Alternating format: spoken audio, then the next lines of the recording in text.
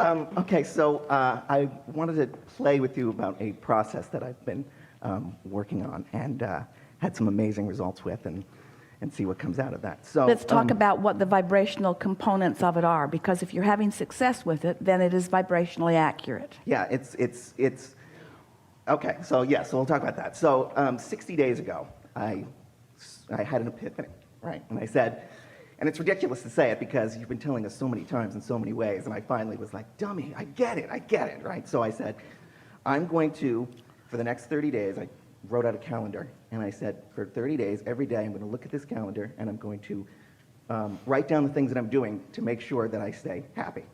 Here's the things that I like to do, here's the things that get me in that positive place.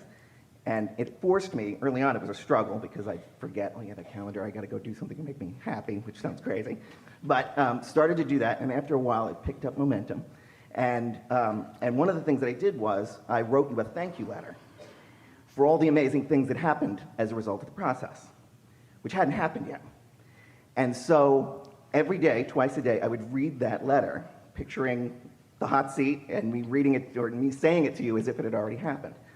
And I won't read the whole letter here, but some of the things that So let's just talk about the vibrationally accurate components so far. Okay. So by writing the letter now about something that hadn't manifested as if it already had manifested, you blurred the lines of present and future and focused upon the vibration, which caused you to offer a vibration that was not split. And when a vibration isn't split and you focus upon it in a steady way, manifestations come to the vibration. Doesn't matter. Everything is now. So whether you're thinking about the past or the present or the future, you're doing it all right now. Right.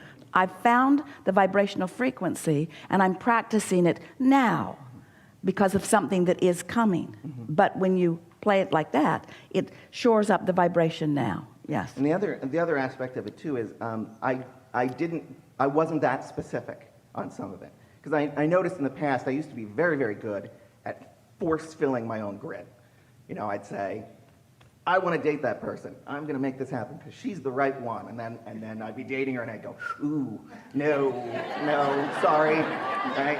But I was very good at that. I could pick jobs. I'm going to get that job and it's going to be awesome. And I would get it and I would be miserable. So this, I talked about, I was less specific. And I said, okay, so one of the things is I've always wanted to be in business with my best friend. And we're going to finally figure out something that's going to be in a fun field that I maybe have no business in, but we're gonna make that happen finally, and I'm gonna finally find the love of my life. And I wrote down all the attributes of this woman, and I found that in reading it, by the time in reading this letter to myself, pretending it had all already happened, I was in love with her, right? I didn't even know her, but the list was exhaustive, and it's like, this is the most amazing woman on the planet.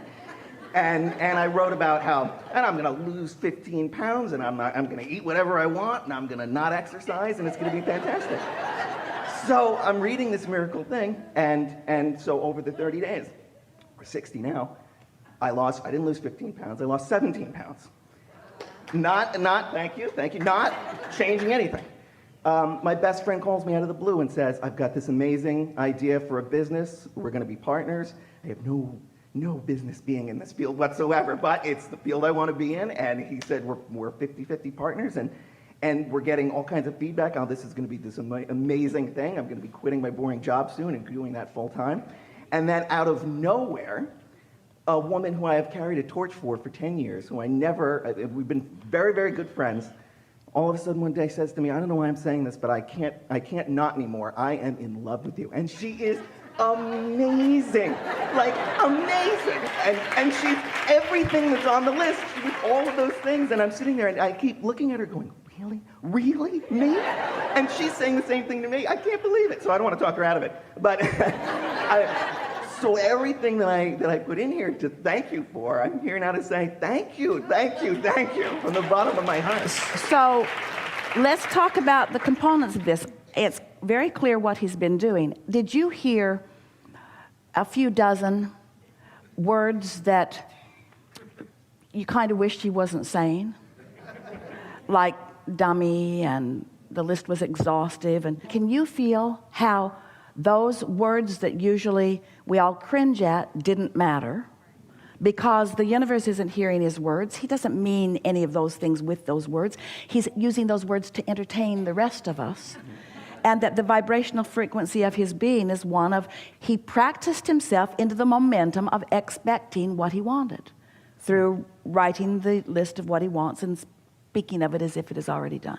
Yeah. Genius. That was the one half of it, and the other half was, so when I was doing those things to make myself happy, I wasn't doing it saying, okay, now I'm going to pet my cat because somewhere the love of my life is coming, right? And I wasn't doing it to try to make it happen. I was saying, I got that in the letter. I'm already going to be thanking Abraham and Esther and everybody. I get it. She's going to come out of nowhere. So right now, I'm just going to have fun petting the cat or doing whatever was on my list of fun things to do. Well, hear what you're saying. This is an important thing, because what he's saying is he gets it that there's step 1, ask for what you want. Step 2, the universe has already lined it up. And step 3, getting in the place of allowing what you want. But the important thing about the reason that you might want to pet your cat is in petting your cat, you're doing the step 3 thing. You can't do step 1 and step 3 at the same time. So anything that you're doing that feels good while you're doing it is a step 3 moment. Mm-hmm. There are 2 things that you talked about that we really think are worth shining a little light on because of how effectively they worked for you, and we just want to talk about what that is. The first thing is, when you are trying to motivate something into being, when you're trying to hammer it into being, you talked about that a little bit, there is this belief within you that there is some hurdle to overcome. And so when you talked about wanting to hammer the grid into place, when you take an easy approach about things, then you're more likely to be inspired. And the inspiration to act is really what we're talking about here. So by practicing the thoughts that feel good about the things that you really care about, you practice the vibration until you are chronically in this place of allowing what you want. It's like on this emotional scale of spinning grid point of attraction discs, you found yourself chronically in that happy, good feeling place, because what you had written and what you were reading and what you therefore practiced into a place of expectation got you there so that you were chronically there, so that anything that is a vibrational match to that kind of momentum has to join you there. So we just want to point out the difference between being there and attracting up to where you are things that match it, as opposed to being in a place of trying to make it happen and trying to push things along. It's like pushing a noodle.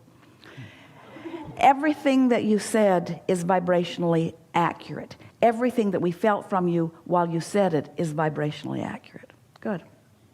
Okay, good.